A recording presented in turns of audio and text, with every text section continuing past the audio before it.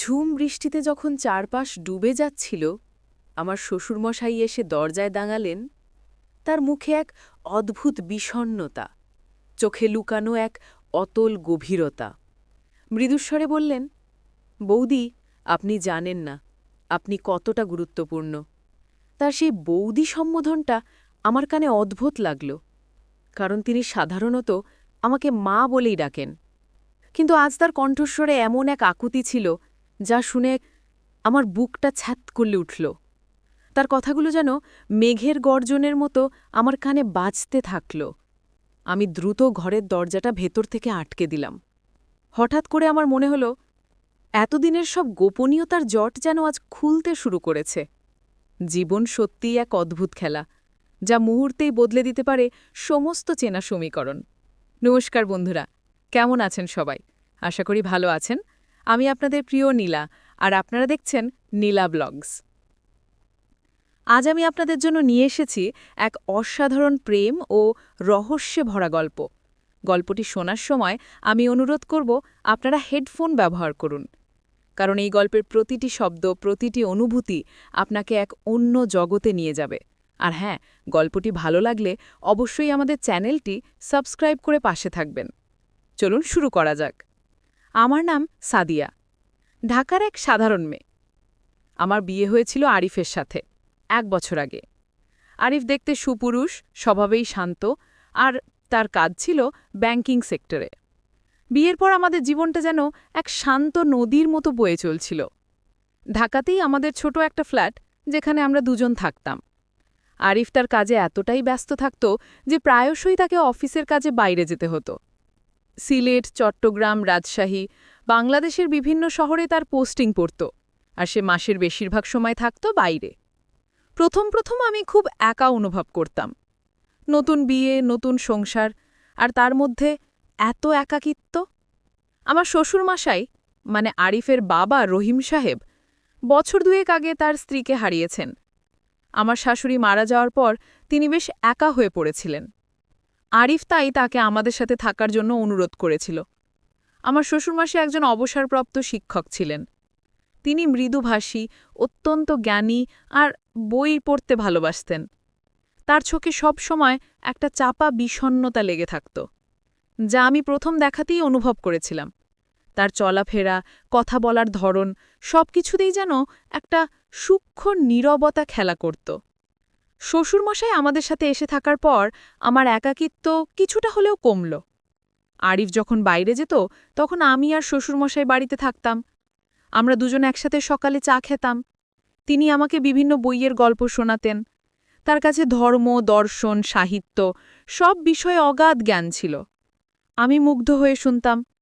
তিনি প্রায়ই আমাদের ফ্ল্যাটের ছোট বারান্দায় বসে সন্ধ্যাবেলায় প্রকৃতির দিকে তাকিয়ে থাকতেন। আমি দেখতাম তার দৃষ্টিতে কেমন যেন এক দীর্ঘশ্বাস আর অতৃপ্তির ছাপ। আমি তাকে জিজ্ঞেস করলে তিনি হাসতেন, বলতেন, আসলে বয়স হয়েছে তো, তাই পুরনো দিনের কথা মনে পড়ে। আমাদের সম্পর্কটা ধীরে ধীরে গভীর হতে শুরু করল। আমি তাকে বাবার মতোই দেখতাম, আর তিনি আমাকে নিজের মেয়ের মতোই স্নেহ করতেন। কিন্তু মাঝে মাঝে তার দৃষ্টিতে আমি এক অদ্ভুত কিছু লক্ষ্য করতাম। তিনি আমাকে দেখতেন, আর তার চোখে এক ধরনের গভীরতা ফুটে উঠত, যা কেবলই বাবা মেয়ের সম্পর্কের গণ্ডি ছাড়িয়ে যেন অন্য কোনো এক অনুভূতির ইঙ্গিত দিত। আমি অবশ্য সেগুলোকে আমার মনের ভুল ভেবে উড়িয়ে দিতাম। ভাবতাম হয়তো তিনি তার মৃত স্ত্রীকে আমার মধ্যে খুঁজে পান, বা হয়তো তার মেয়ের অভাব পূরণ হচ্ছে আমাকে পেয়ে। আরিফ যখন বাড়ি থাকত তখন আমাদের দিনগুলো বেশ হাসিখুশি কাটত। আরিফ আমাকে খুব ভালোবাসত, আর আমিও তাকে। কিন্তু আরিফের মধ্যে আমি এক ধরনের মানসিক দূরত্ব অনুভব করতাম। সে যেন পুরোপুরিভাবে আমার কাছে ধরা দিত না। তার ভালোবাসায় গভীরতা ছিল, কিন্তু সেখানে কেমন যেন একটা অদৃশ্য পর্দা থাকত। আমি তাকে বহুবার জিজ্ঞেস করেছি, তোমার কি কিছু হয়েছে আরিফ? তুমি কি কিছু লুকাচ্ছ? সে হাসত, আমার কপালে চুমু খেয়ে বলল, ধুৎ তোর, পাগলি, কি সব ভাবছ? কাজের চাপ থাকে তো, তাই হয়তো একটু অন্যমনস্ক থাকি। আমি বিশ্বাস করতাম, কিন্তু আমার মনের গভীরে একটা সূক্ষ্ম খটকা থেকেই যেত। দিন যত যাচ্ছিল, শ্বশুরমশাইয়ের সাথে আমার সম্পর্ক ততই জটিল হচ্ছিল। না, কোনো অনৈতিক সম্পর্ক নয়, বরং তা ছিল এক গভীর মানসিক আদান-প্রদান, যা আমাকে প্রতিনিয়ত ভাবাত। তিনি আমার প্রতিটি ছোট ছোট পছন্দ ও অপছন্দ জানতেন। আমার প্রিয় রং, আমার প্রিয় খাবার, এমনকি আমার প্রিয় গানগুলো তিনি মুখস্থ করে ফেলেছিলেন। যখন আরিফ থাকত না, তখন তিনি যত্ন করে আমার জন্য খাবার তৈরি করতেন, আমার চুল বেঁধে দিতেন, আর আমার শাড়ির আঁচল ঠিক করে দিতেন। তারই যত্নগুলো ছিল নিছকই বাবার সুলভ, কিন্তু তার চোখগুলো যেন সবসময় কিছু বলতে চাইত, যা তিনি কখনই প্রকাশ করতেন না। একদিন বিকেলে আমি বারান্দায় বসে বই পড়ছিলাম। সেদিন আরিফ অফিসের কাজে চট্টগ্রাম গিয়েছিল। হঠাৎ শ্বশুরমশাই এসে আমার পাশে বসলেন। তিনি আমার হাতটা আলতো করে ধরলেন। তার হাতের স্পর্শে আমি চমকে উঠলাম। তিনি আমার দিকে তাকিয়ে বললেন, সাদিয়া, তুমি জানো না তুমি কতটা নিষ্পাপ। তোমার চোখগুলো যেন কিছু একটার জন্য অপেক্ষা করছে। আমি তার কথা শুনে বিভ্রান্ত হলাম। কি বলছেন বাবা? কিসের অপেক্ষা? তিনি দীর্ঘশ্বাস ফেললেন। কিছু কিছু জিনিস আছে যা মানুষের ভাগ্যে লেখা থাকে, আমরা চাইলেও সেগুলোকে এড়িয়ে যেতে পারি না। সেই দিন থেকে আমার মনে এক অদ্ভুত অস্থিরতা শুরু হলো। শ্বশুরমশাইয়ের প্রতিটি কথা, প্রতিটি আচরণ আমার কাছে নতুন করে ধরা দিতে লাগল। আমি তার দিকে গভীরভাবে তাকাতে শুরু করলাম। তার বিষণ্ণ চোখ, তার চাপা আবেগ, সব কিছুর পেছনে যেন এক বিশাল রহস্য লুকিয়ে আছে। আমি বুঝতে পারছিলাম তিনি কিছু একটা বলতে চান, কিন্তু কোনো অদৃশ্য বাধায় তিনি আটকে আছেন। সেই দিন ছিল এক প্রচণ্ড ঝড় বৃষ্টির রাত। আকাশ কালো মেঘে ঢাকা, বিদ্যুৎ চমকাচ্ছিল, আর বজ্রপাতের শব্দে চারপাশ কেঁপে উঠছিল। আরিফ তখন অফিসের কাজে রাজশাহী গিয়েছিল। আমি আর শ্বশুরমশাই দুজনেই বাড়িতে ছিলাম। রাত তখন প্রায় 12টা। আমি আমার ঘরে বসে একটা বই পড়ছিলাম, কিন্তু আমার মন ছিল অস্থির। হঠাৎ দরজায় টোকা পড়ল। আমি দরজা খুলে দেখি শ্বশুরমশাই দাঁড়িয়ে আছেন। তার মুখটা ফ্যাকাশে, চোখে গভীর আতঙ্ক। তিনি বললেন, সাদিয়া, আমার শরীরটা ভালো লাগছে না, একটু আমার ঘরে আসবে? আমি দ্রুত তার ঘরে গেলাম। তিনি বিছানায় শুয়েছিলেন। তার কপালে হাত দিয়ে দেখলাম জ্বর উঠেছে। আমি তাকে ওষুধ দিলাম, জল খেতে দিলাম। তিনি আমার হাতটা ধরলেন। তার হাতটা কাঁপছিল। তিনি বললেন, সাদিয়া, আজ আমার মনে হচ্ছে আমার সময় ঘনিয়ে এসেছে। কিছু কথা আছে যা তোমাকে না বললে আমি শান্তি পাব না।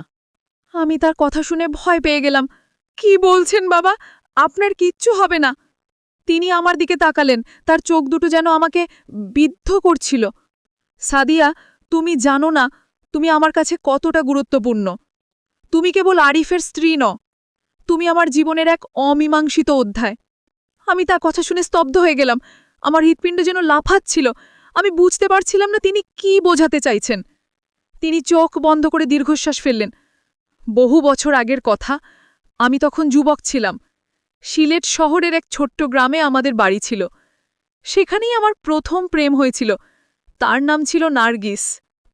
নার্গিস নামটি শুনে আমার বুকটা ধক করে উঠল, কারণ আমার মায়ের নামও ছিল নার্গিস। আমি আমার মাকে ছোটবেলায় হারিয়েছিলাম। শ্বশুরমশাই চোখ খুললেন, তার চোখে জল টলমল করছিল। নার্গিস ছিল আমার জীবনের আলো।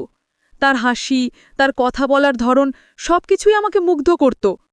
আমরা একে অপরকে পাগলের মতো ভালোবাসতাম, কিন্তু আমাদের ভালোবাসা ছিল নিষিদ্ধ। আমাদের পরিবার ভিন্ন গোত্রের, আর তাদের মধ্যে ছিল দীর্ঘদিনের শত্রুতা। আমাদের সম্পর্ক কেউ মেনে নেয়নি। তিনি কিছুক্ষণ চুপ করে রইলেন, যেন পুরনো স্মৃতিগুলো তাকে গ্রাস করছিল। আমরা বহু চেষ্টা করেছিলাম, পালিয়ে যেতে চেয়েছিলাম, কিন্তু পারিনি। সমাজ, পরিবার সবকিছু আমাদের বিরুদ্ধে ছিল। এক রাতে যখন আমরা পালিয়ে যাওয়ার পরিকল্পনা করছিলাম, নার্গিসের বাবা জেনে গেলেন। তিনি নার্গিসকে আটকে রাখলেন আর আমাকে হুমকি দিলেন। সেই রাতে আমি শেষবারের মতো নার্গিসকে দেখেছিলাম। তার চোখ ভরা ছিল জল, আর বুক ভরা আর্তনাদ। আমার বুকের ভেতরটা দুমড়ে মুচড়ে যাচ্ছিল। আমি ভাবছিলাম, এ কোন গল্প শুনছি? শ্বশুরমশাই আবার বলতে শুরু করলেন, তারপর নার্গিসের বিয়ে হয়ে গেল অন্য এক ছেলের সাথে। আমি ভেঙে পড়েছিলাম। আমার জীবন অর্থহীন মনে হয়েছিল, কিন্তু আমাকে বাঁচতে হতো আমার পরিবারের জন্য। আমিও বিয়ে করলাম আরিফের মাকে, কিন্তু আমার মনে সবসময় নার্গিস ছিল। তার স্মৃতি আমাকে প্রতিনিয়ত তাড়া করত। বহু বছর কেটে গেল। যখন আমি শুনলাম নার্গিসের অকাল মৃত্যু হয়েছে, তখন আমার পৃথিবীটা আবার অন্ধকার হয়ে গেল। আমি তার শেষ দেখা দেখতে পারিনি। আমার মনে এক গভীর শূন্যতা তৈরি হয়েছিল, যা কখনোই পূরণ হয়নি। তিনি আমার হাতটা আরও শক্ত করে ধরলেন।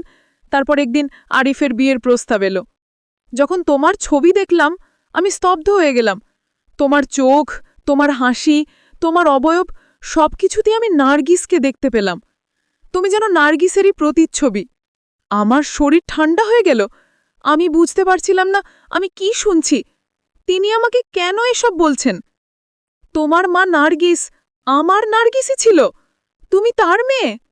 এই কথা শুনে আমার মাথা ঘুরতে শুরু করল। আমার মা, যাকে আমি ছোটবেলায় হারিয়েছিলাম, তিনি ছিলেন আমার শ্বশুরমশাইয়ের প্রথম প্রেম। এ কেমন অদ্ভুত সমীকরণ! আমি ভাবছিলাম, এটা কি সত্যি আমার শ্বশুরমশাই আমার মায়ের প্রেমিক ছিলেন? আমি জানতাম তুমি আমার মেয়ে নও।